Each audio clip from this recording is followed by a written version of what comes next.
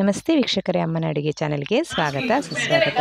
ಇದೇನಿದು ಸೊಪ್ಪು ಅಂದ್ಕೋತೀರಾ? ಇದನ್ನು ಕೊಮ್ಮೆ ಸೊಪ್ಪು ಅಂತಾರೆ. ಇದರಲ್ಲಿ ನಾವು ಇವತ್ತು ಸೂಪ್ ಮಾಡ್ತಾಯಿದ್ದೀವಿ.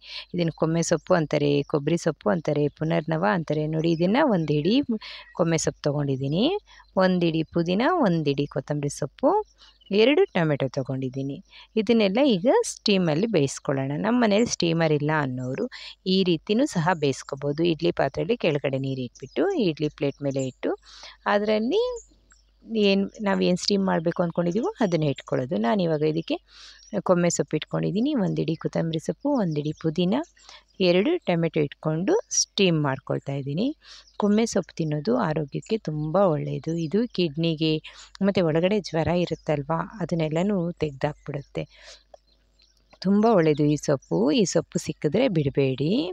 ನೋಡಿ, ಇದು ಸ್ಟೀಮ್ ಆಗಿದೆ. ಇದನ್ನು ಈಗ ಮಿಕ್ಸಿಗೆ ಹಾಕ್ಕೊಳ್ಳೋಣ. ನೋಡಿ, ಈಗ ಇದನ್ನು ಮಿಕ್ಸಿಗೆ ಹಾಕ್ಕೊಳ್ತಾ ಇದ್ದೀನಿ. ಕೊಮ್ಮೆ ಸೊಪ್ಪು ಏನೇನು ಹಬೆಯಲ್ಲಿ ಬೇಯಿಸ್ಕೊಂಡಿದ್ದೆ ಅಲ್ವಾ, ಅದನ್ನೆಲ್ಲನೂ ನಾನು ಮಿಕ್ಸಿಗೆ ಹಾಕ್ಕೊಳ್ತಾ ಇದ್ದೀನಿ. ನಿಮಗೆ ಈ ಸೂಪ್ ನಾನು ಮಾಡ್ತಾಯಿರೋ ಈ ಸೂಪ್ ನಿಮ್ಗೆ ಇಷ್ಟ ಆಗಿದರೆ ಲೈಕ್ ಮಾಡೋದು, ಶೇರ್ ಮಾಡೋದು, ಸಬ್ಸ್ಕ್ರೈಬ್ ಮಾಡೋದು ಮರಿಬೇಡಿ. ನೋಡಿ, ಇದೆಲ್ಲ ಮಿಕ್ಸಿಗೆ ಹಾಕಿದ್ದಕ್ಕೆ ಗ್ರೈಂಡ್ ಆಯಿತು.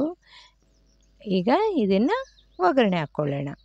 1-2 ಸ್ಪೂನ್ ತುಪ್ಪ ಹಾಕ್ಕೊಳ್ಳೋಣ. ಇದಕ್ಕೆ ಒಂದು ಸ್ವಲ್ಪ ಕ್ರಷ್ ಮಾಡಿರೋ 4-5 ಎಸಳು ಬೆಳ್ಳುಳ್ಳಿ, ಕ್ರಷ್ ಮಾಡಿರೋ ಬೆಳ್ಳುಳ್ಳಿ, 1 ಇಂಚಷ್ಟು ಶುಂಠಿನ ತುರಿದುಕೊಂಡಿರೋದು ಹಾಕ್ಕೊಂಡಿದ್ದೀನಿ. ಇದನ್ನು ಸ್ವಲ್ಪ ಫ್ರೈ ಮಾಡ್ಕೊಳ್ಳೋಣ. ನೋಡಿ, ಸ್ವಲ್ಪ ಪೆಪ್ಪರು, ಒಂದು ಅರ್ಧ ಸ್ಪೂನಷ್ಟು ಪೆಪ್ಪರ್ ಹಾಕ್ಕೊಂಡಿದ್ದೀನಿ. ಇದನ್ನು ಚೆನ್ನಾಗಿ ಕೆಂಪಗೆ ಹುರ್ಕೊಂಡ್ರೆ ಆಯಿತು. ಗಮ್ಮಂತಿರುತ್ತೆ, ತುಂಬ ಚೆನ್ನಾಗಿರುತ್ತೆ. ಇವಾಗ ಅದರಲ್ಲಿ ನಾವು ಮಿಕ್ಸಿಗೆ ಹಾಕ್ಕೊಂಡಿದ್ದೀವಲ್ವ, ಅದನ್ನು ಹಾಕ್ಕೊಂಡಿದ್ದೀನಿ. ರುಚಿಗೆ ತಕ್ಕಷ್ಟು ಉಪ್ಪು ಹಾಕ್ಕೊಂಡಿದ್ದೀನಿ. ಇದನ್ನು ಚೆನ್ನಾಗಿ ಕುದೀತಾ ಇದೆ. ಇದಕ್ಕೊಂದು ಸ್ವಲ್ಪ ಬೆಲ್ಲ ಹಾಕ್ಕೊಳ್ತಾ ಇದ್ದೀನಿ. ಒಂಚೂರು ಬೆಲ್ಲ ಹಾಕ್ಕೊಂಡ್ರೆ ತುಂಬ ಟೇಸ್ಟಿಯಾಗಿರುತ್ತೆ. ನೋಡಿ, ಸೂಪ್ ರೆಡಿ ಆಯಿತು. ನಾನು ಮಾಡಿರೋ ಈ ಸೂಪ್ ನಿಮ್ಗೆ ಇಷ್ಟ ಆಗಿದ್ದರೆ ಲೈಕ್ ಮಾಡೋದು, ಶೇರ್ ಮಾಡೋದು, ಸಬ್ಸ್ಕ್ರೈಬ್ ಮಾಡೋದು ಮರಿಬೇಡಿ.